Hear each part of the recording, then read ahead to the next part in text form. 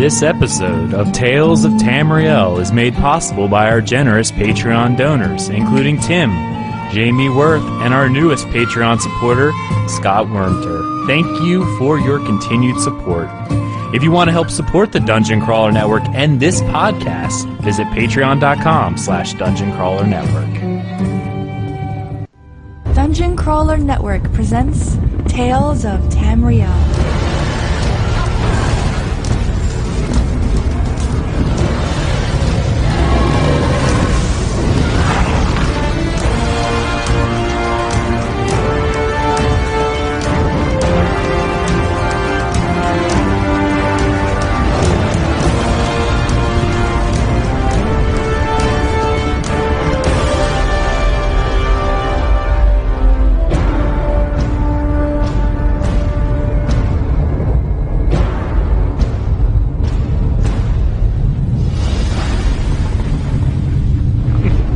Welcome, Dungeon Crawlers, to episode 129 of Tales of Tamriel. I am your host, Aggelos. Sorry we are starting a couple minutes late because of technical difficulties and angry Khajiit, as she touches my face lovingly as I throw her off the desk. Okay, sorry, little flustered. I don't like technical difficulties. Arkhaniir, first off, how are you, buddy? I am way too sleepy to be here, but we are talking probably the best news in a while for Elder Scrolls Online, so I'm pumped. I'm ready. Nice. And for anyone who sees, it's really annoying, but there's a red dot on my head constantly from the mute light of my mic, and I'm watching it in the video, and it's driving me insane. So if I happen to smash my mic halfway through this, we know why. Yeah. Back from a short hiatus, but probably ready to talk some housing. We've got Ryluke. How are you, buddy? Yo, yeah, I'm good. You know I'm ready to talk all about that. Awesome. Controversial opinions. Well, speaking of opinions, we want yours. We're doing another call-in show based on how amazing our last call-in show was and how popular it seemed to be. We're going to do another one. So just like last week, if you're interested in calling into the show to give your opinions on the new DLC Homestead, feel free to join our Discord. That's dungeoncrawlernetwork.com/Discord. You can hop into the podcast lobby, and you can talk with our special DCN intern robot dancer. She's down there to take your calls. She will check the validity of your mic to make sure you do not sound like poop or, pretty much like any Altmer. So if you sound like an Altmer, you're not getting on the show. So that's how that goes. And she will toss up your name to us, and when it's appropriate, we will pull you in to hear your thoughts. So feel free, queues are open, hop on in. We're hoping to see some people come in. Let's see here. All right. Let's go ahead and just jump right on into the news. First off, it's not really news per se. Yeah. It kind of is, but it's not official. But it's actually kind of helpful, and it kind of turns into what we were talking about last week, which was, dun-dun-dun, Crown Crates. Crown Crates! Yes, Crown Crates. There was a discussion on the ESO Reddit, headed by the one, the only Dominoid73, our hero, our lord and master, over on the Reddit. And this was a discussion that essentially was called Demystifying Crown Crate Drop Chances with 80,000 Simulations. So I'm going to read the first little bit here. This experiment uses many assumptions that will be proven correct or not over the next few weeks and months as we open these crates. Hopefully an enterprising add-on maker will make a crate opening add-on that will automatically record all cards awarded so we can better extrapolate the odds. If there's an interest, I will fine-tune the parameters and features of the program, maybe get to work on Google Sheet for others to enjoy. So they went through and they actually created a Google Doc, and they were recording the different items that were given to us by the community that people opened up. So, of course, you got to take this. This is not 100% purely scientific because we're unfortunately having to have the human element in this. And anytime you have the human element, there's probably going to be errors, but it's still a fairly good assumption here. So, Ark, why don't you go ahead and take a look at this real quick and go ahead and give some numbers there for the reward types and what their percentages are. From the first table, right? Yep. Okay, so one thing to say, the odds they stated are not per crate but per card, so that's something to note. Mm-hmm. So Apex rewards are stated to be 1% for a card. Legendaries are 3%, Epic are 5%, Superior are 23%, Fine are 26%, and Common are 42%, with the chance of 20% for an extra card per crate. Mm-hmm. Mm-hmm. So, actually, these are actually true, I find it higher than what I expected them to be. You honestly. know, and I wouldn't say this is, per card, not per crate. So you have essentially a 1% chance per card to get an Apex, or roughly, all right? But this math, that first table, is pretty much on the per card basis. But here's the thing: as you're adding more cards in, the math gets a little bit more complicated. Following scenario, they said they ran 10,000 simulations for each of the following scenarios, and they're trying to show you what your chances were. And with one crate, out of 10,000 opens, only 444 people actually got one, which, it's very low, all right? It's very, very, very low of getting one of these cards. And the average gems for these cards, 3.37, so that's what you're getting per card on average. So let's see here. Some rough conclusions based on these charts. If you want to take a look at them, it's showing the number of, again, +1 Apex with opening 100 crates, over 10,000 people, only 9,899 got it. Well, that makes no sense whatsoever. That's just showing the chances of lower rates. The chance of landing an Apex mount from a single crate comes to about a 4.44% per crate, because you get about 1% per card. This takes into account the 1% chance of getting an Apex reward per 4 guaranteed cards and having a 20% chance of landing a bonus card with roughly 3% chance of it being an Apex reward. Opening a 15 crate bundle gives you roughly a 50-50 chance at an Apex mount. Now, since this is all math and it doesn't work like you expect it to be, I just remind people that Delty opened 46 crates and didn't get an Apex mount. So right, these are only showing averages here. I mean, come on, with a percentage here, this is trying to give you a percent of what you're going after. And he said if you want a particular Apex mount, you need to open 39 crates on average to get the exact mount you want, or the 400 gems to outright purchase said mount, whichever comes first. So you're looking somewhere 39 crates. That's what is that? 215 and almost 315 packs. So 1,500 crowns, give or take, somewhere between 12K and 1,500 crowns in order to guarantee yourself an Apex mount. So the odds are there. They're just trying to show you, based on this simulation, what you're going to get or what your chances of getting these are. But however odds work, I'm sure you guys have done the scenario where, well, let's break it down a little easier. The crates for the Undaunted, all right? You're guaranteed to get a helm, right? But what are your chances of getting divines? Well, let's see. There's 9 traits, and I know they cut a couple of them out, but you 1 in 9, and how many chances do you open that up and still not get one? The odds are there. It's 1%, right?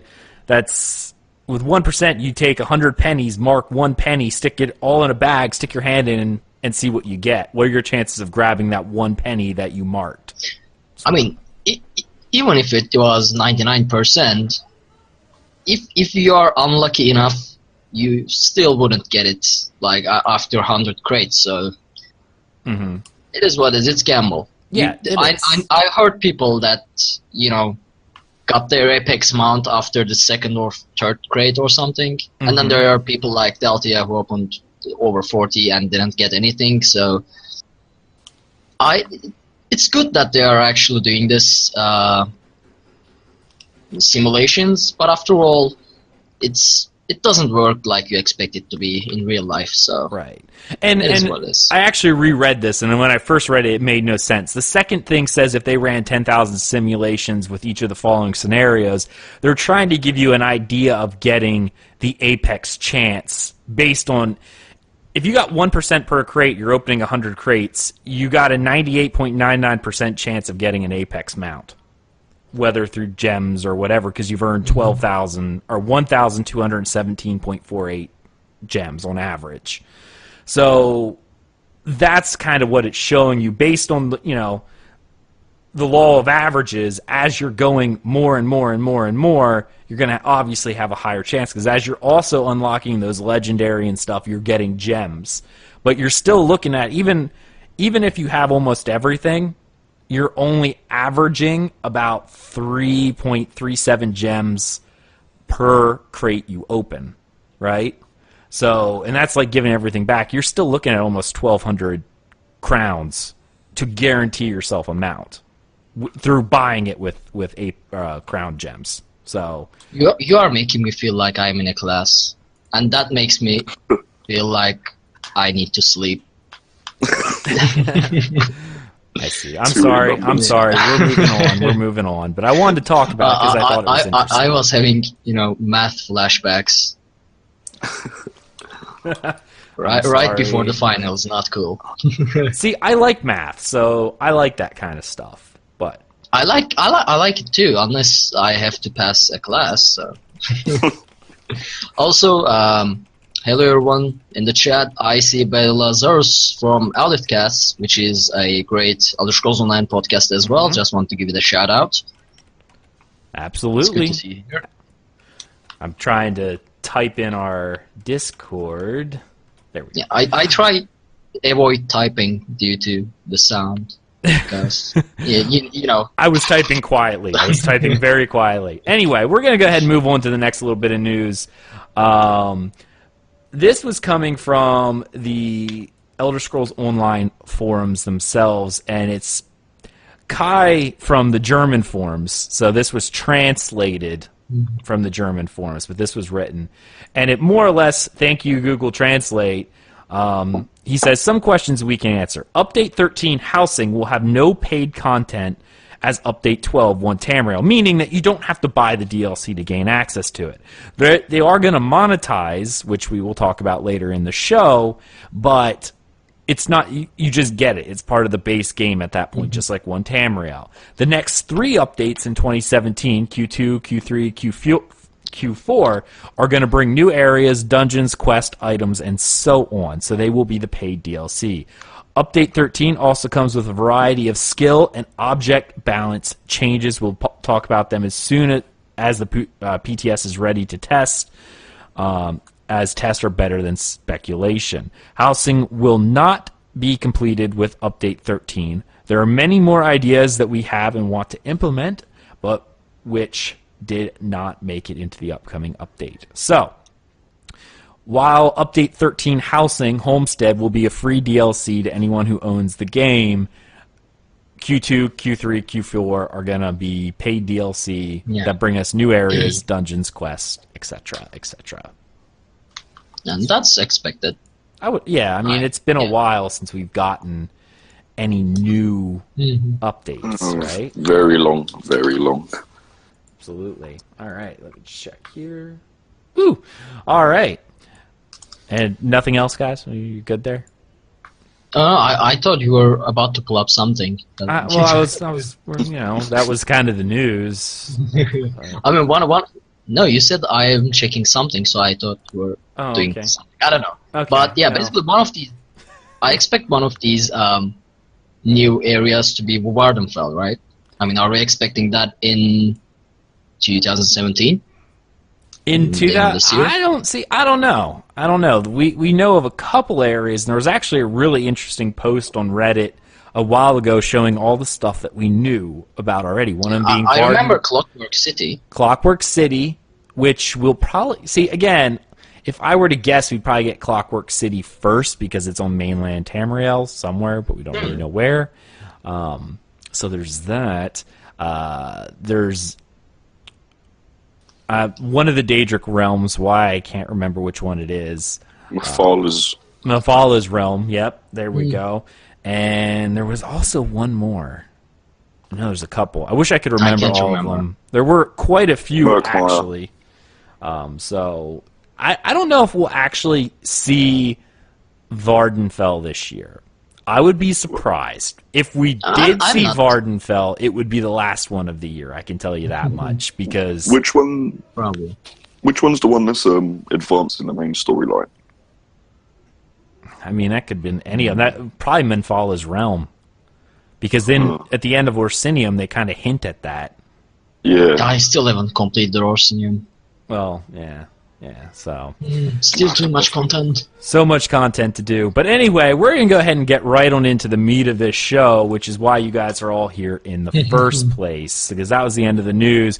We're here to talk Homestead, introducing Homestead. Now, again, we are taking your calls. So if you have something you want to talk about with Homestead, join our Discord, dungeoncrawlernetwork.com/Discord. Hop in the podcast lobby, and we'll pull you in as we can. We are waiting to see if any calls are coming in, but in the meantime, we're going to go ahead and jump right on into it. First off, there is no place like home after a long day of adventuring. Homestead, the Elder Scroll Online player housing system, is coming in February 2017. So we can learn what you can expect at launch, including how many homes there will be, how you'll get them, and details about home decorating and furniture crafting. Woot! I love furniture crafting. I'm so excited. I was actually talking to people on Twitter going, if you want to hear me not complain about something about Elder Scrolls Online, come on to this show because I'm freaking excited about housing. Yeah. And while we're waiting to see if people are going to come on, I actually am going to show the first look video. So I'm going to set that up real quick. But Ark, why don't you go ahead and tell us a little bit about what you're excited about, just to overlay while I'm getting this together. I love throwing you on the spot, by the way. Just like, see, you're always prepared now that you know you're on the show. So I can't like, hey Ark, come on the show. Okay, when are you starting? Now. You know, like that. I was able. So now you're just. Yeah. Now while the show's live, I'm just gonna throw you in there and see what happens. So. I mean, it's hard to answer that question because the entirety of the housing is great. As everyone knows, probably, if you are listening to the show, that I am not really into PvP or PvE all that much. I am here for the world and for the immersion, and housing is one of the most important aspects of that. I mean, the idea of having a house, being able to decorate it freely, which we will actually talk about during the interviews section, and the fact that people are able to join our houses, get into our houses when we are offline, is amazing because that means I can trick my friends into giving me money so I can buy the best house. Very nice. I like it. So yeah, overall, this is just great. I don't know. I don't know how to explain. It's just awesome. You don't have to explain it anymore because I'm ready to go. So good job, Ark. Good job. I'm going to go ahead and play this video. This is the Elder Scrolls Online Homestead first look. So feel free to look in the center box.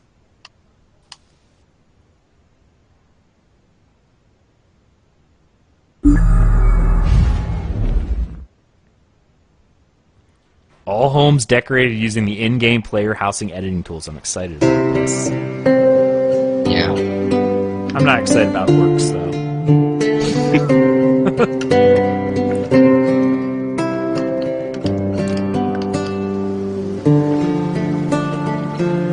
just curious about how much will the largest houses will be. You know, and just like they said earlier, they haven't released any prices for this yet, but we're able to get them all via in-game methods as well. So Yeah, I mean, how much gold will they cost? That's what I'm concerned about. I'm hoping lots. I really am. Like, I'm hoping somewhere between lots and I can afford it. Best of both worlds. yeah, but housing is something that's superficial to me, and its flavor, and it really should be something that people can work towards, so they're not bored right away. Right? If you're able to get it right away, great. Well, I think it's going to change from PTS to live. I think it's going to go down because everyone's going to complain that they can't afford it. Yeah, but okay. I mean, everyone complains like when something is too, but you can work towards it because it's in-game gold, or you can just buy it through. And here's something that's actually fascinating. I just showed on the video right now, but they're showing the Cragglorn Cavern. Oh yeah, that's... That proper surprised me. Yeah, I was surprised at that because, you know, what episode was it? Player housing, like what, 120 or something like that? Homestead coming in 2017. February 2017. Sooner than I thought. Like, I knew it was the next one, but still, it's nice.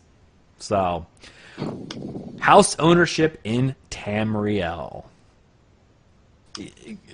One thing that I am going to note with housing, and we're going to go through this as we go along, but I want to make sure that we talk about all the houses are going to be in the main zone because this is free DLC, right? Because it's going to be all the areas that were accessible without any DLC.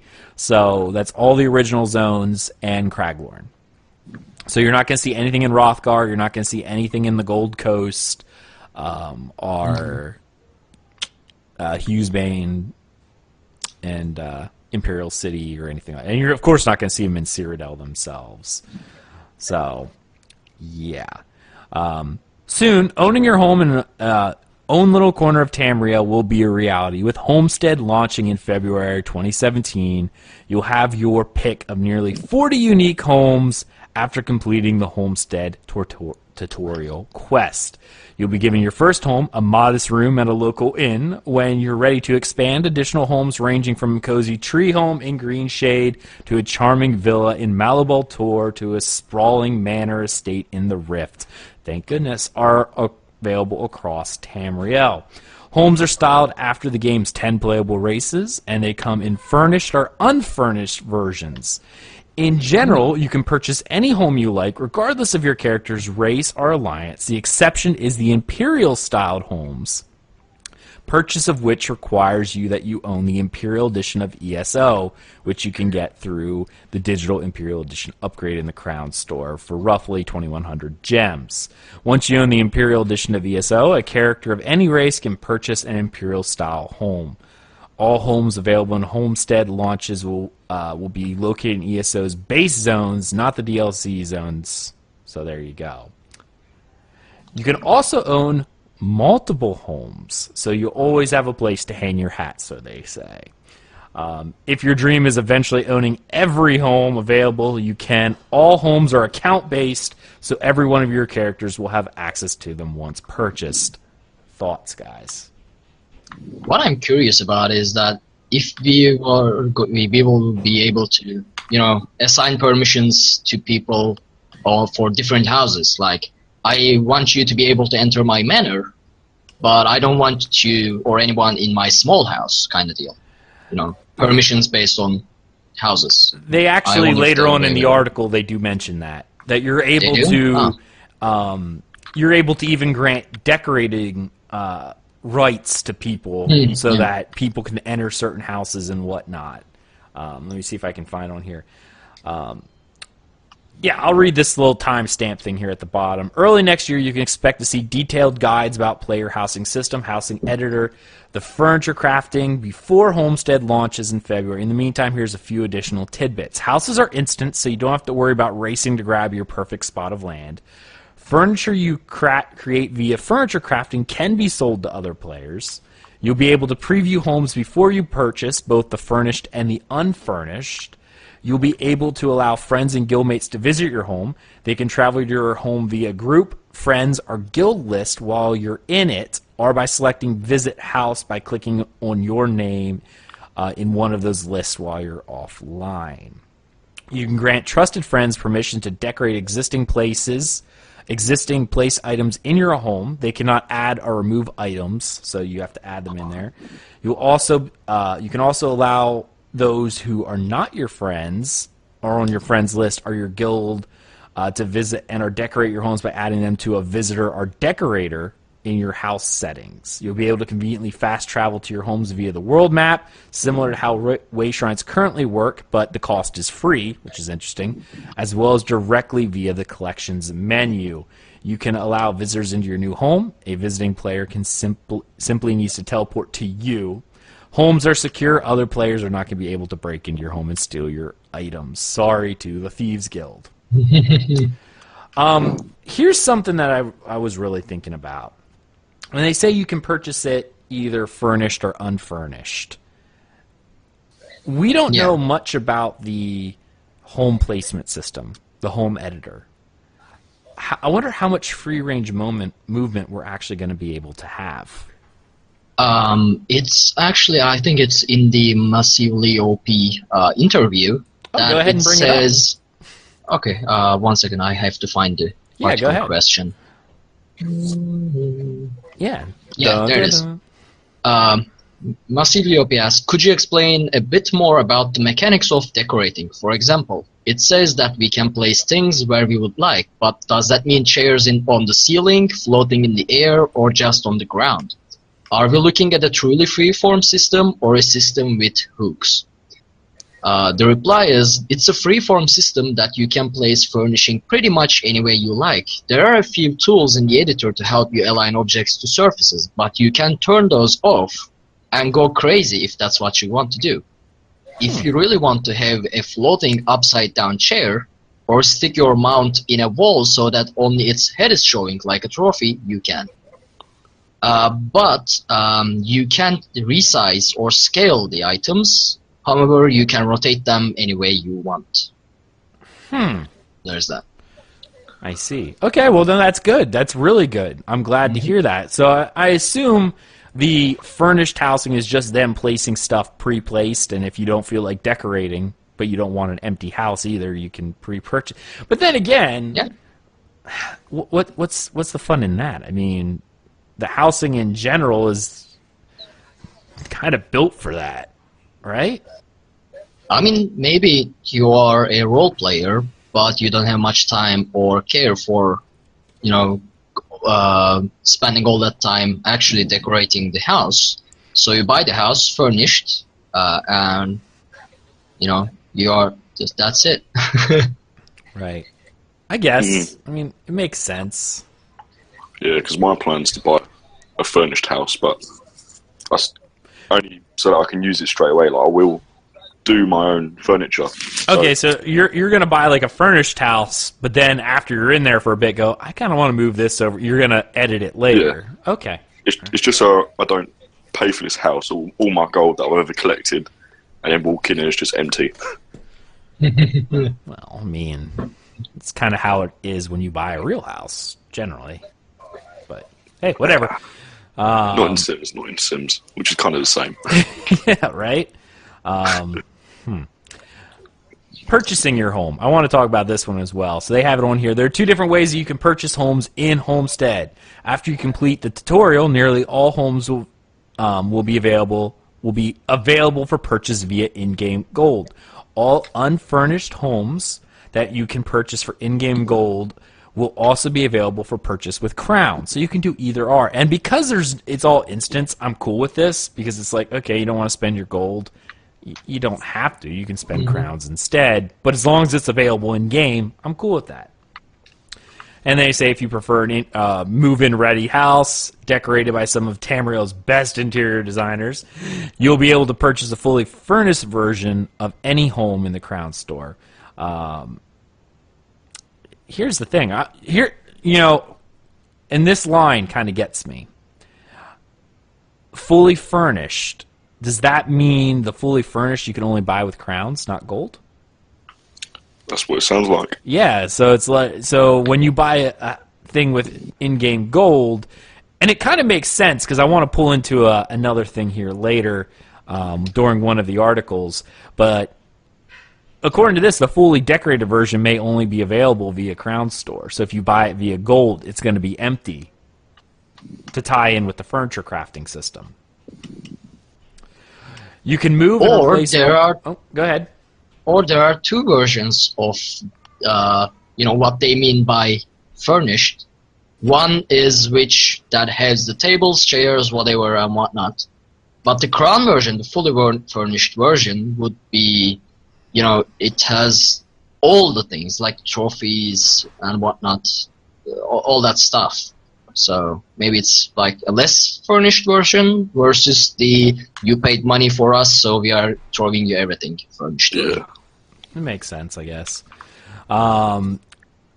You'll be able to move and replace all furnishings that are included with the furnished homes as you wish, just like any other furnishing items. Later down the road, there will also be a few special properties that are exclusive to the Crown Store, including a luxurious island retreat.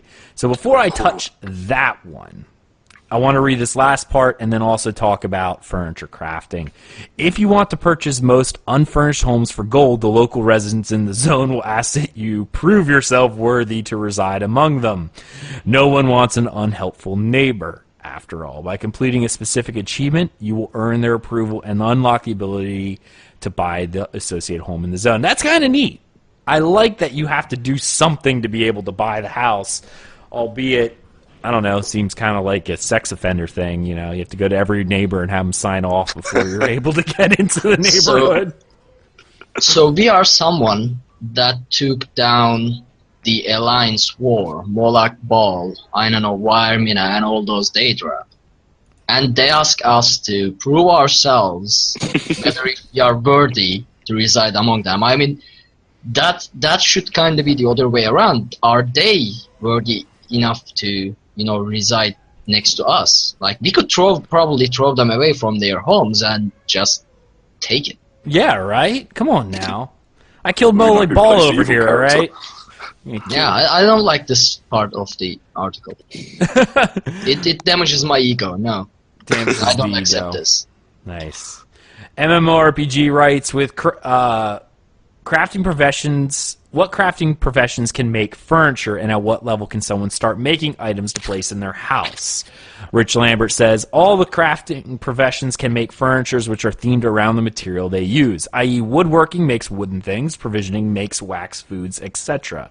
In addition, there are some furnishings that require multiple professions in order to craft, i.e. a dark elf full bed requires metalworking 4, tailoring 10, and woodworking 6. The most basic crafted items can generally start being made around level 5 in their crafting skill lines, i.e. 2 points in the passives, so you can craft things pretty early on. I like this because now I feel justified for having 100 points in crafting. I like this, but I won't be using it because crafting was never my strong suit. But in the chat, they are asking the real questions. Can I deconstruct my coffee table to build a bowl? I'm assuming you could. Recycling is healthy after all. Right? This cat will not leave me alone. Seriously, giving away a free Khajiit. Anyone who wants it, they can have it. I just want to bite your face off. She kind of bothers me at times, but it's okay. Why are you not getting any anti-Khajiit spray? I don't know. I've been telling you this for the past 3 episodes. I know. I need the official Dungeon Crawler, spray, but we don't have it, so unfortunately, here we are. I'm really sad. Decorating and furniture crafting. That's something I'm really excited about. I'm glad it's freeform, and I'm really glad that you're going to be able to decorate things as you want with the crafting style. And they pretty much said, they're going to use like Khajiit style and all the furniture will be based on, you know, the different crafting motifs as well. So that'll definitely help to really flesh it out, right? So you can kind of go all over the place with it. I know they're also going to allow you to put several pets and mounts and stuff like that. You have the option of placing your pets, your mounts, and other useful items in your homes, including your assistants, crafting stations, workable light features, and even target skeletons, which you can use to practice combat and builds, which is awesome.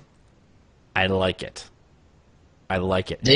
That one thing, there has to be a dummy that deals damage for tanks to test their builds. Yeah. It's not something to laugh. It makes sense. No, it does. Why don't I mean, we don't get achievements in the dungeons like you have tanked this much damage. We don't get dummies. We only get cake, and when we eat the cake, people get angry. I mean, yeah, it may have been during a boss fight, but still. Well, yeah, that's your problem, you know. You do it during the boss fight. So, yeah, what's the healer for? The healer is there to keep everyone alive while I'm eating the cake. That's the job of healer. yeah. Yeah. Yeah. In the trailer, didn't the skeleton dummy fight back? I'm pretty It sure. looked like it did, but we don't really know for a fact. Most targeting dummies don't really fight back. They just let you hit and hit and hit. I don't know. Maybe they'll have different ones, but I kind of doubt it. Well, it would make sense, wouldn't it? Because I'm pretty sure that there is like dummy, like an actual dummy in game, not like a live thing. It looks like a hay dummy. So why would they create this new skeleton kind of practice target thing when they've already got like the outline, the actual thing of a dummy, if you know what I mean? Right. Re-explaining it badly. But they could have just took the already made targets they have and just put them into housing, but they've kind of made it a skeleton. They've gone out their way to make it an actual living thing that you just summon. So that's what gives me the impression that it will fight back. Now, Actually, that makes sense. That's hopeful. Yeah. it's hopeful, but I'm gonna throw this in here because we wanted to talk about it. Most targeting dummies really aren't designed for anyone other than DPS. Like that, and that's how almost every targeting dummy is. It'll sit there and take the hits because they don't want you to move. They just want you to test builds and test how it works. Unfortunately, the healing might be okay if they have a friendly target that you can heal, but tanking kind of gets screwed. It took a while, but a few places later on started doing, WoW did it, I think Final Fantasy XIV did it, but they did it in a different way called Proving Grounds in WoW, and I think it's Hall of Novices for Final Fantasy XIV, I can't remember exactly, where you would go in and it would be staged encounters to let you test your builds. I see. But as for the free-floating dummy, they normally just let you attack it, so... I don't know. It is what it is. I don't think it's gonna attack back more than the basic attack, and it's not probably gonna kill you or anything, or make you actually practice. Tanking kind of gets screwed on that, so I don't know. Not that I need practice. Just get. Well, I thought you need practice, so you can be prepared to lose to my No. Sexplar. There's no way I'm losing to your Sexplar. Oh yeah, you Just- will. The two-handed tank. It's pretty It will be amazing. useless. So, Ark, here's something Yeah. for you and something for me. We have a little something for the Diligent Mage Guild scholars. Ryluke needs to mute when he does that because it's just crazy noise. Copies of Shalador's library books, which can be placed as real books and read from your home, can be purchased from Mages Guild merchants after you found and completed a set. This is going to be retroactive, so we can go and buy all the ones that we found. Ah! I'm never going to be able to do anything in game again because I'm going to be sitting in my library organizing all my books in alphabetical order, and then I'll go out and do one quest and pick up a new book that now I have to put in order in my bookshelves. So just And like how many Skyrim. books there are in Shalidor's library? Like, is Door like if near 100 or 50 or something like that, right? Shaldor's library is like it's a large- 2,000. Is it? Oh, it includes It includes the, everything. everything. Yeah. Everything in Shadow. Well, it might not. You know, let me take that back. I'm thinking eidetic memory, not Shalador's library. I think Shalador's Shalador's library is there's still a lot because generally each zone, all right, has a set of books, which is roughly 10 books that tells the story of the zone. All right. So how many zones are there? There's Kynarthi's Roost has it. Well, I don't know if they have their own. You've got 297 books in Shadowlord's Yeah. I was 297 just checking books? that. Oh, you were looking it up. All right, fine, be that way. Yeah. Make it quick. So say 10 books from that, and then they have lore-specific, like a series books that spread across, you know, like the Daedric Princes that you can find all over the place. So almost 300 books that we can put in our channel. That's pretty awesome, if you ask me. I like it. I like it a lot. What I wonder is, will there be actually 297 books in our house, or will it be just like, you know, a bookshelf takes 100 books but only shows, I don't know, 10, like that kind of deal? Right. Or will it be actually individual books there? Because if so, then I could decorate an entire room with bookshelves and make the bookshelves float around, and then it would be a pretty cool library, like, you know, a magical library-like room, and that would be kind of nice. Okay. I guess, yeah. Well, I don't see. Here's the thing: can we? Do the books become a physical item that you're able to put into the bookshelf? Or are they, when you buy them as a set, only fit in a bookshelf? Because, like in Skyrim, they were physical items that you were able to put down on like desk and stuff. Like I would do that. Like I'd put a book next to like my bed or something like that, and go from there. I honestly don't think so. Really? Because it would require a whole new mechanic to add into the game. I mean, yeah, they are adding the editor and stuff like that, but, you know, in Skyrim, you can pretty much grab and move any object in the world. While in Elder Scrolls Online, they just transfer to your inventory. There is no physical interaction with the object unless you actually equip it or whatnot. So making books actually a physical interactable objects like in Skyrim or Oblivion to move them around, that might be a little too difficult.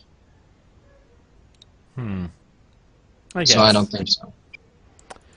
I guess. Makes sense. All right. Does anyone see anything else they want to talk about housing before we move on? I think that's kind of about it. This will kill the open world role playing. I mean, it's already quite dead, but this will kill it. It exists. I haven't seen. Yeah, it's pretty much. Ryan, you're pretty much dead dying. quiet. Oh, Yeah, I didn't hear anything that what you just said. is it better now? Barely, but you can continue. Oh well, I was just saying I haven't seen role players like in the world for a long time. So Yeah, it got pretty thin for a long time, actually, yeah. But, I mean, there were still some. I know Ramon's Torch are still somewhat open-world role-playing. My role-play guild that I actually never log in anymore. You're a reason why it's not continuing, so makes sense. Oh, Yeah, I killed role-playing. Oh, sorry. you killed role playing. Role-play party at Arkhaniir's ours. Definitely, everyone is invited. Nice. There are rules though. You gotta be naked, you gotta bring cake, you gotta bring meat, and you have to dance Redguard. So, unless you are okay with those rules, my manners is open to all. I can do Anyway. all of that. I'm fine with that. Yeah. So, I got one more question to ask you guys. What do you guys feel about certain houses being Crown Store exclusive? As of right now, they haven't really told us a whole lot. I mean, technically speaking, I guess you could argue that the Imperial Edition or the Imperial houses are Crown Store exclusive to an extent, in that you need to buy the Imperial Edition upgrade or have it from before in order to buy them, but you can do it with in-game gold. But the item like the Island Retreat that they're talking about, it's the only one that they've confirmed they're talking about. How do you feel about that being only available via Crown Store? Well, Before that, one thing I noticed is that they spend a lot of effort into avoid saying anything else for the saying any other exclusive homes, because every time it is asked, they are like, yeah, there is the Island Retreat and other available homes, but they never specify if there will be any other exclusive Crown exclusive homes. But anyway, apparently they won't offer any more, what's the word, any more stuff than the original in-game available manors, except looking better. So I guess that's okay. Now here's I don't have a problem with something. that. One other thing that's noted is that every house has a certain level of items that you can put in it, right? There's a cap. I've read, I believe it's in one of these interviews, I think it's the MassivelyOP one, they talk about if you have ESO Plus, it doubles the amount of space in the house. yeah, that's Yes. That's So if we'll just say low ball number here, a house can hold 100 items. I know that's really low ball, but we're just playing because it's ease of numbers, and I already made everyone's head hurt earlier with the math before. You have 100 items. You get 200 if you're an ESO Plus subscriber, right? So you can make your house even look better. Now, the one thing they did note is that if you were an ESO Plus subscriber and it lapses, it doesn't remove items from your house. They'll still be there, but if you take one away, you can't put it back, like, because you're in the red. So it's like crafting bags. it's just like crafting bags. Yeah, you can take it back out, but you can't put it back in once you're done. So there's that. What would you guys feel if one of these Crown Store houses had some other... I hate to use the word advantage because it's not really an advantage, but let's just say all the base houses have 100 items. You get 200 items if you're Crown Store exclusive. Let's say one of these is just out. One of the Crown Store exclusives gives you like 1,000 items base and 2,000 ESO Plus. What's up? Is that a problem? Is that going to be a thing? I actually do remember reading that the Crown Store exclusive item home will not offer any advantage like that. It will have the same item and player capacity as the gold purchased homes. However, if it actually did something like that, I wouldn't mind the item limit, but I would mind if it increased the player cap. Because, you know, if I remember correctly, it's 24 players for manors, the player cap. And if the exclusive home actually offered like 100 players, a guild size, whatever thing, that would upset me. But otherwise, I'm actually fine with it. And where is that island anyway? That's what I want to know. I don't know. I mean, I don't know. It's in Panania. You know, the Sea Elves' home. Like, it's the only way you're going to get there. I have a really bad feeling, and it's upsetting me because I'm interested in this island. I've got a bad feeling it's going to be some kind of little Altmer island. If it's an Altmer island, then I couldn't care less. It depends where the island's located. If it's like a small island like Bleak Rock or something, that would be pretty cool. Yeah. Yes, I would like that one. Is my mic better now? It is better. It is. It is. That explains it. Oh my god, I can't believe I've done that. Yeah, I'm using headphones to listen to you, and I dropped a headphone out of my head, and it's the one with the mic on it. So that noise you probably heard was it. Was the fact that it is now farther away from your face. It makes sense. Yeah, I got it.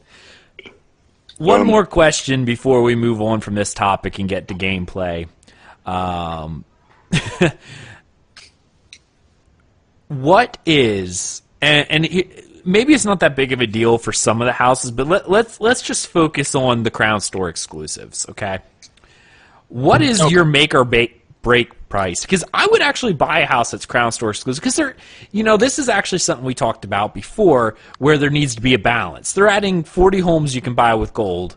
I don't actually care if they add a few that are Crown Store exclusive, because there's that balance. Like World of Warcraft does this really well with their cash shop, because they do have one, because they have like 15 pets, mini pets in the game, but there's like 3,000 you can get in the game versus in the 15 you can buy in the store. There's like 10 mounts, but as of right now there's over 300 mounts you can get in game.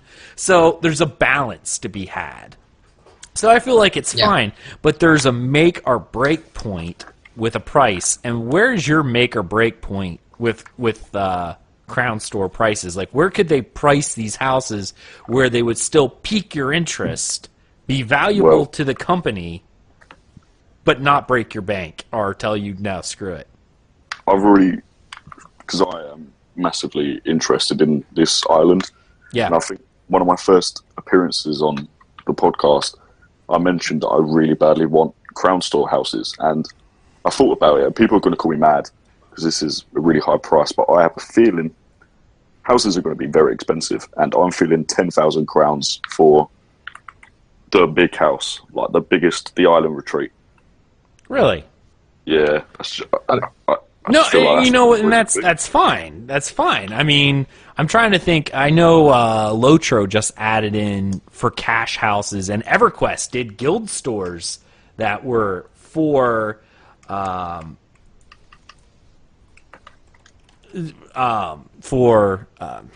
sorry, I'm answering a message at the same time. I just lost track of my entire thought. Robot Dancer just destroyed it.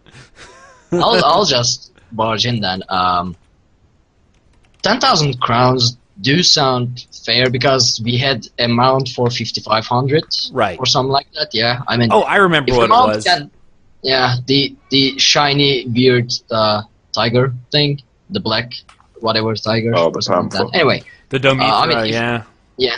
I mean, if a mount can get as high as up like 5,500, an entire island, and I'm thinking this in terms of the effort put into it. I mean, the Remotra or whatever that mount was a reskin of the previous tigers, with the exception of some animations and stuff.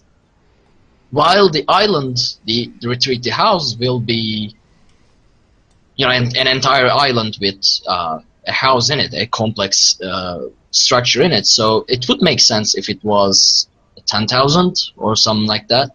Though I would definitely not pay 10,000 crowns to it, but it would make sense, I guess.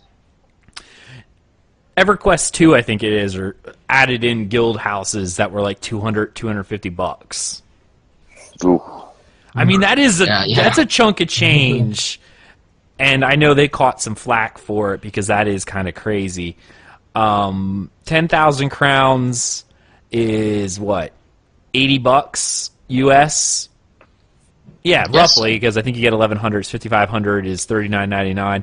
If you don't buy it during a crown sale, which they have those all the time, honestly, $100 for a house. I know some people will be like, "What?" But honestly, $100 would be my absolute top, right? Yeah. I got to give a shout out to Orgasmatron in chat. Said he'd call in, but he's naked in the shower, and he said no showering won't stop me from supporting a live stream of Tales of Tamriel. So that's dedication, okay? That's dedication right there. You, sir, are awesome. Feel free to do a dance Redguard while you're in the shower. Yeah, Mark will be happy. You will be invited to all of his RP parties. Yeah, do not send us the video though. can speak for yourself. I don't know what you're talking about. Anyway, Hey, we are a family-friendly show. we Okay. are ish. Yeah, $100 would be the top. Like you said, 10,000 crowns, which is roughly about 80. But $100 US is the top of what I would pay for an in-game house. That's a Crown Store exclusive. I would be a little peeved it was that high. I don't think it should be that high, but it's still within reasonable amount. I can hear the little milk drinker upstairs. He's not very happy right now.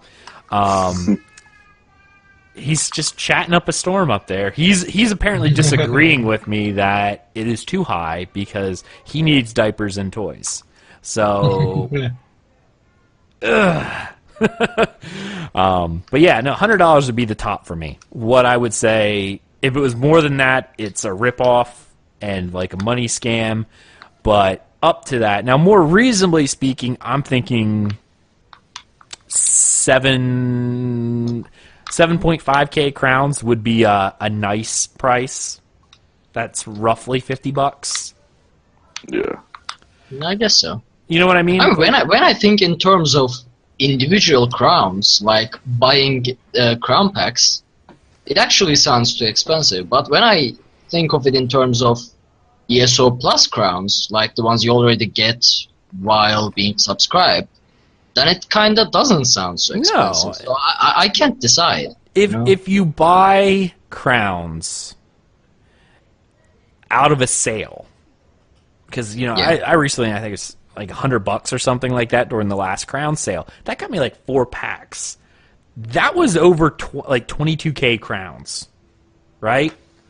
Like, I mean, yeah, if you buy it when it's on sale, they're like 40% off. So it's like $23.99 for a pack of 5,500. I normally stock up for the next quarter whenever they have one of these, so that way I can buy the things that I like. Because I like to support the game, even though I wish everything was still sub only. But unfortunately, it's not. Yep. So I still do buy it. I allow myself to do that.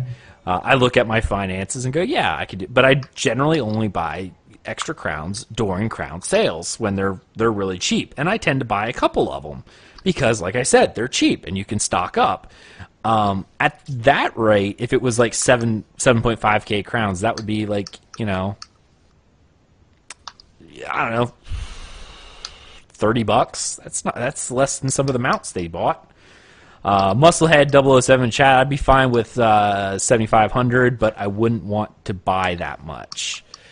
I mean, it's up to you. Like, you can buy the other 40 houses in game. Like, do you need that extra house? It depends what it is. Like, is it something really cool? And it is going to be Crown Store exclusive, but I would probably still get it at that point. But any higher than that, I'd really have to question it. Yeah. And take a look at what's coming on the Crown Store later. Like, if I buy this, am I screwing myself out of that cool mount or that pet or something? Yeah. I mean, technically, any amount of crown is expensive for me due to the the economy of Turkey going all crazy and whatnot. Yeah. Like, I have to triple the amount when I'm converting to US dollars. So, Yeah, anything is absolutely expensive. Yeah, other countries tend to get screwed a little bit, especially if your exchange rate is lower. Yeah. And I think the Britain, you guys are kind of okay. I think your pound is still less or worth more than the dollar, so I think you guys make out a little bit. Yeah, I just checked. If I got 10,000 crowns, it'd be like £50, or just under £50. Yeah, that's. I like that. That sounds good to me. It. Yeah. So that's not too bad right there. So I think depending on what country you're in and the exchange rate, you may be making out a little better than others. But honestly, I can only think of a couple countries out there that actually their currency's below what ours is. So, Lazarus Aelith in chat says, I would be prepared to spend that kind of money, $50 plus, for large guild hall type structures with hopefully some additional functions for guilds. Wouldn't pay $50 for just a standard size house though. And that's a good point. If this island is huge and could be your de facto guild hall, You know what I mean? $50? Yeah. Yeah, sure. That sounds good, because I can only imagine that the exclusive Crown Store are going to be the estate sizes, right? But when you come into buying crowns for the other houses, like I wonder how expensive the small house is going to be. I don't know. And he says, I'm definitely excited about the prospect of buying that island retreat for our guild to use as the guild home. Yeah. Here's the thing. I remember reading in one of these interviews, I cannot find it right now, but it said the island retreat would be significantly larger and more beautiful and anything you would expect from a Crown Store exclusive home. But it would still have the same player capacity with the manors you can get with the gold. So you still, even if you pay $50+ or if it's very large, there's still the same limit of players. So you still can't use it as a guild hall type of thing. Do we know what the limit of players is? I remember reading a 24, but I cannot say if I imagined it completely or if I actually read it. So I've seen not that they haven't announced any numbers yet. Right. Okay, They're still working out how many they can fit in there and not break it. But, okay, I'm quoting, but it's pretty safe to say at least 24 players will safely fit into a manor. But yeah, that's as Ryan said, they are not finalized it and they are performance testing it. I was going to say 24 players, sure. That's the current trial size for raids. Of course you can fit 20. So they know it's pretty safe to say that because they've already built raid instances that can hold 24 people. Right? Which raid holds? Yeah, I was going to say. Oh, maybe I'm. You have 12 people raids. Why am I thinking 12? Yeah, I was thinking. Do you mean PvP raids? Because you're playing World of Warcraft on the side. No, they don't even have 24 anymore. No, the reason what I was thinking was no, they do 20 is the max. Well, you can actually scale up to 30 now, but 20 is the mythic. Why I was thinking 24 is that's the max size of a raid group. That's as many people as it can fit in a party. That's why, you can fit 24 people in a party. I believe that's what it's still set at, 24. In Cyrodiil, you can only have 24 people per party. Mm-hmm. So that would make sense. That's probably why they're saying, how else are you going to get there? But, if you're online, I guess maybe it doesn't really matter. But they're saying essentially your full party can fit in there. So,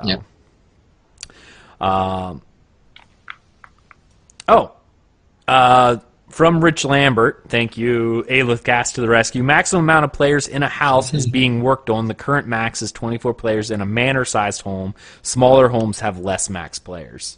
So, there you go. Yeah, you must have read it. Like, I felt like you were right when you said that as well. So, but yeah.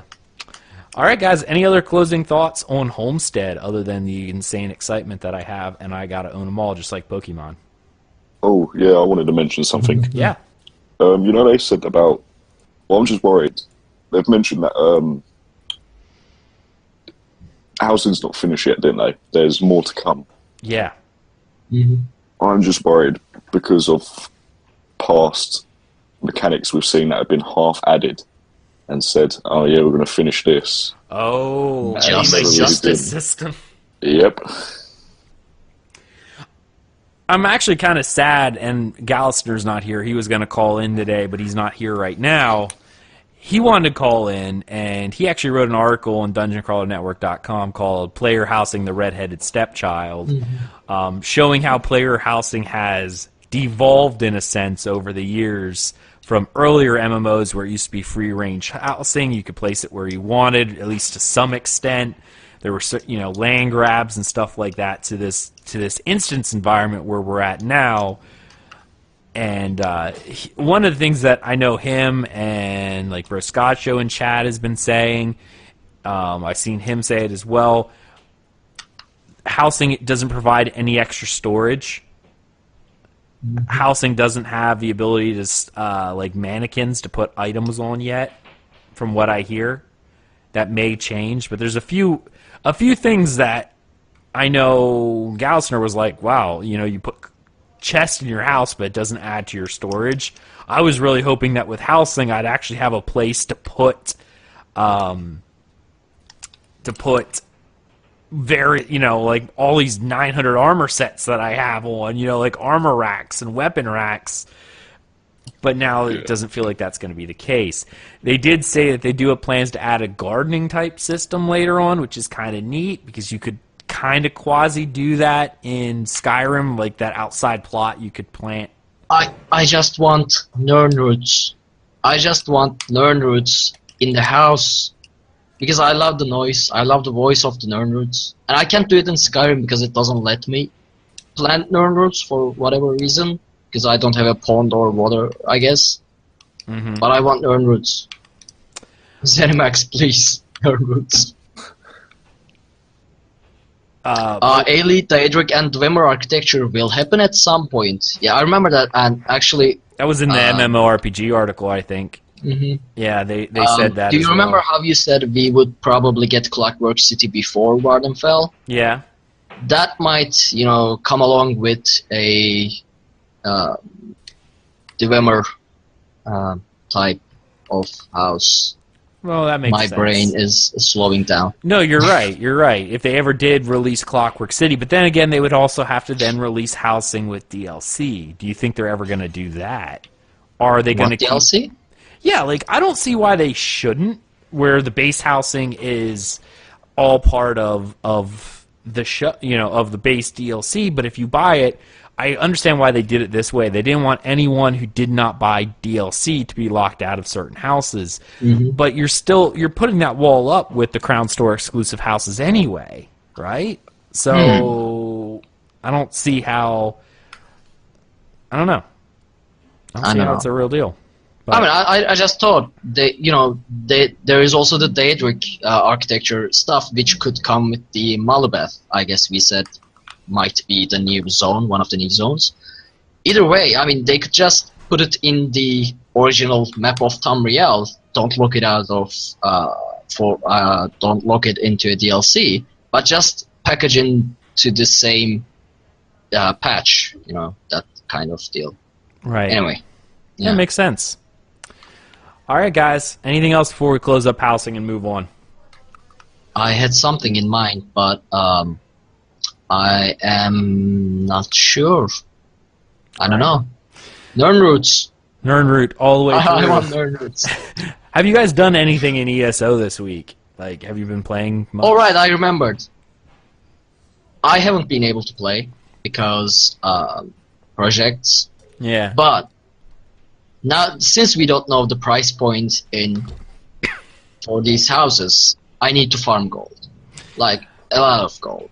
Yep. Because I calculated, and if I cash in everything I could cash in North America, I could get probably up to 800, and if I force it, maybe 1 million, because I have 450 in cash right now, and over 300 of Columbine, Baglos, and Mountain Flower each, which they make up to 200 or something K if I sell them. And then I have all these other materials as well that I can sell, then some items. So I could probably get up to 1 million gold in North America. But in Europe, I only have 200 cash and nothing much to cash in. So I have to grind. I have to farm lots of gold. Because I don't expect these manors to be less than 1 million. I don't expect them to be less than 10. What? Whoa. I'm hoping that the big manors are like 10 million. Even you can't buy a manor for 10 million. That's Even why I Bank want of it to be Aggelos that is high. not that rich. That's why I want it to be that high. I'm actually I'm closing in on 3 million. I'm like 100,000 short of 3 million. But that's the point. I want something to work towards. Then here's the deal. I give you 1 million, you gave me access to the member. Does it work? Oh, you mean you give me 1 million and you can gain access to the man? Oh yeah, I'm cool with that. Yeah. We can share a house. You can be my roomie. Alright, okay, that works. Yeah. But still, there's no Bank of Aggelos in Europe, so I still have to grind. Yeah, there's the Bank of Aggelos, unlike the Iron Bank of Bravos, does not go across the narrow sea. Sorry. I just crossed worlds there, and I hope everyone liked that. Yeah. I appreciate it. Yeah, there you go. You appreciate that. You like. I've been working on farming as well. I've been selling a lot of what is it? Why am I drawing a blank? It's Mother's something. It's a set that comes out of Deshaun, and it's pretty popular among Magicka users right now. And I've been making quite a bit of money off of that. Okay, repeat that again. Mother's Sorrow. That's what it is. Mother's Sorrow. That's gold. I have to take note. Yeah, take note of that because that's selling really well right now.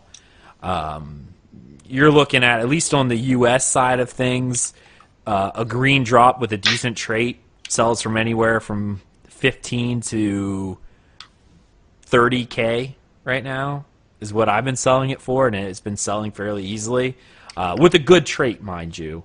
The rings and jewelry, if you can get it in blue, it sells for a couple thousand, but if you can get it in purple, it sells for tens of thousands, if not more. So doing the events, world bosses every 5 minutes, and doing the dark anchors, that helps. There's a dark anchor and a world boss real close, and a delve real close to one another. Okay. Yeah. Right outside of Mournhold. I hit all three of them. By the time it's done, my loot window is open again, so I can kind of do a loop there and try to get some good stuff. That seems to work out really well for me. Yeah, we did farm those 3 points in Halloween. Yes, that's where I started doing it. Yes. Yep, for the Halloween event. I finished all of Malibol Tour. All of that's done, and now I'm on to Reaper's March, which I actually like a lot more because I like Khajiit, except for the one that's sitting on my desk right now. She's looking at me, giving me a dirty look. She's right over there. Yeah, for people watching right now, she's giving the evil eye, aren't you? I'm just gonna strangle you. Anyway, I like to strangle the Khajiit. It's what I do. But I've been doing that. I pissed off Razumdar. I feel really bad about that inside because he was my bromance, and now he doesn't talk to me anymore. Because there's a very specific quest where he wants you. No spoilers. I'm not going to give you a spoiler, but there's a very specific quest where he tells you to do one thing, but you have the choice of doing another. And you did the another. And I did the other because what would happen if I chose what he wanted me to do would not have turned out well. Like, I'm like, I don't want this to happen. And you'll know, when you get there, Ark, you'll know exactly what I mean. Because as soon as he tells you what to do, you're like, but no, I'm not going to do that. But if you do, if you don't, he gets pissed off at you and runs away, and I don't know if I'll ever talk to him again, and it really makes me sad. Because he's my bromance, okay? Like, I love Razumdar. He's the only one in AD that I can stand. Like, I actually actively like Razumdar, and I've made him mad at me, and I'm hurt inside. Sakamo Band says, "Oh yes, I chose the same," and he's mad at you too, right? Yeah, like I could not do what he wanted me to do because he's my bromance, and now he's mad at me because I didn't do what he told me to do. So I'm really, really sad about that. But that's where I was at. So mostly I've pretty much just been farming gold and doing stuff like that right now because of the housing. I haven't been doing anything else, just farming gold. Ryan, what about you? Well, I've started out on the Xbox on the ESO because my computer had to go in to be repaired, so I couldn't play the PC version. And I've had the Xbox version for a while, so I decided to pick it up and make a character. Mm-hmm. And it's strange. It's like a whole new world here. Like, I couldn't find a guild. Okay. Like, that was the biggest thing. I was like, I'll join the guild and get myself started. No one advertises their guild in zone chat, which was the biggest thing I thought was weird. And I don't know, and I went into PvP and like the zone chat was silent and like there was no type this for group and like I asked if there any group up and they were like, there's just nothing. It's so strange. But, I have been enjoying it because I'm literally fresh. Like this is a brand new character. I've not got like another max level character who's got loads of gold or who can craft every set. So I'm back at stage 1 and it's actually quite nice to go through the game as if I've never played it before. I mean, that's the biggest thing I'm enjoying. Like, I'm actually wearing basic, very dodgy looking Nord armor right now. Very dodgy looking Nord armor. I've actually heard that the Xbox, and again, I've not done it, so this is just hearsay, but that the Xbox itself has one of the worst communities of the 3. Now, it's still better than a lot of other MMOs, but because of things like you just said, no one talks, there's a certain disconnect with, and why it's Xbox and not PS4 as well, I don't know. But people who've played all of them have told me that like you can tell us right now, the Xbox community feels distant, and then there's always that 10-year-old playing gangster rap on voice chat. God, yeah, I went through one of them yesterday. Yeah, I don't know. It was and I only hear these complaints about Xbox. And there we go. Camelman in chat says, I play Xbox, and I'd agree with that. I only hear these complaints about the Xbox community, and I don't know why. I mean, don't get your panties in a bunch and say, oh, Ag, you're saying that Xbox is terrible. It's not that bad. My guild is great. Well, great. All right, that's awesome. There are probably a couple. I'm talking as a generalization, there's probably a few nuggets of great people out there, but this is the same thing. There's the same thing on the PC side, but it's different because those pockets of negativity and crap community are small and tend to get ostracized from the rest of the community on the PC side because of the overwhelming good community that crushes them out. I only ever hear about complaints from Xbox. And I would say it's because it's console, but PS4 doesn't have these complaints. Yeah. My argument just got wrecked by that last comment about PS4. Yeah, like I know a lot of people who play PS4 and they say it's wonderful. Like, the community's helpful or nice. Like, what is so different between the two? Unless it's the demographic of players that play Xbox versus PS4. I know Xbox, at least once upon a time, tended to be a lot more of the competitive games. A lot of sports games, a couple shooters, stuff like that. Whereas the PS4 had a lot of those same things, but they also had a lot of the RPGs and stuff that the Xbox didn't have. So the demographic of gamer was different. At least in the Xbox 360 days. Xbox One and PS4 are almost interchangeable now. And I never had James Harv in chat says, in my experience, it's a more mature, not just meaning older community on the PC. I do agree. The people who play on the PC, I think everyone in our guild alone is probably over the age of 30 or close, with the exception of like Avi. Yeah. It just, I don't know. Just that's what it feels like. Huh? Strange. I will say though, and it's going to be weird to say because at the same time I don't think it, but I think I did enjoy having the proximity voice chat on PC.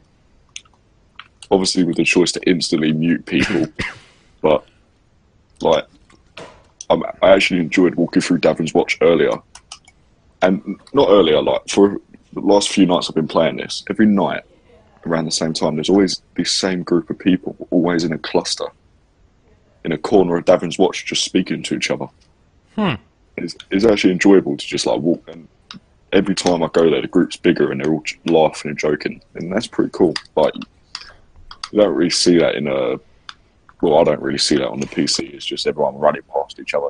It's everyone was whispering, but with his voice chat, it was just a mob of people all talking to each other. And it's every night I go to the same place and there's all these people. So I quite think that's cool. My little Nordling upstairs just threw something, and he's breaking the house down at this point. So, I mean, it's cool if you can get around the community that likes that kind of stuff. But I think I'd almost be as scared to see proximity chat on PC as I would on Xbox. I don't know. It is what it is. All right. Does anyone have anything else they want to say before we kind of wrap up this show, guys? I think we hit the end.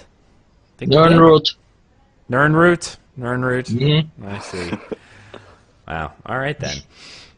Well, it's the end of our show, guys. Thank you so much for coming. I really appreciate our chat room on twitch.tv/dungeoncrawlernetwork. You guys are great. Be sure to check out our website, dungeoncrawlernetwork.com. I want to thank my co-host, Arkhaniir, and Ryluke for coming along and being an awesome part of this. I'm Aggelos. Everyone have a wonderful night. You guys rock. See you later. Have a good night, everyone. Good night, and bye-bye. The serpent lights the ancient sky, a thread of tainted stars.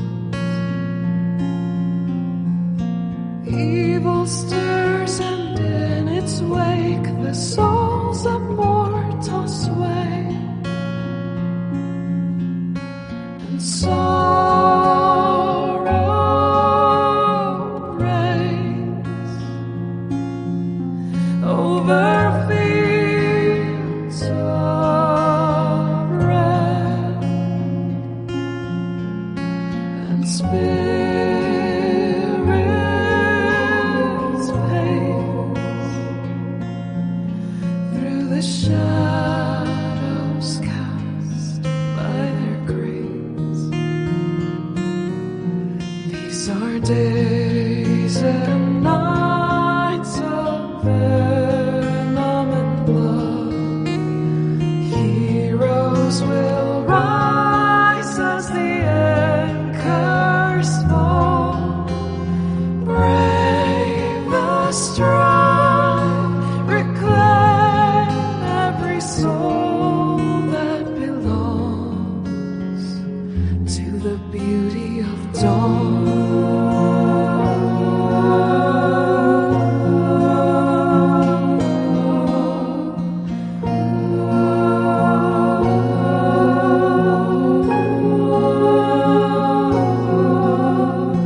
Darkness strikes to blind the strong, but faith will guide our swords. Loyal hearts will stand as one and fight with shields of hope. Pride feels the deadly fire that devours our tower of gold. The drums of war will rend and roar till the sun burns bright once more. These are days and nights of venom and blood. Heroes will rise as the anchors fall.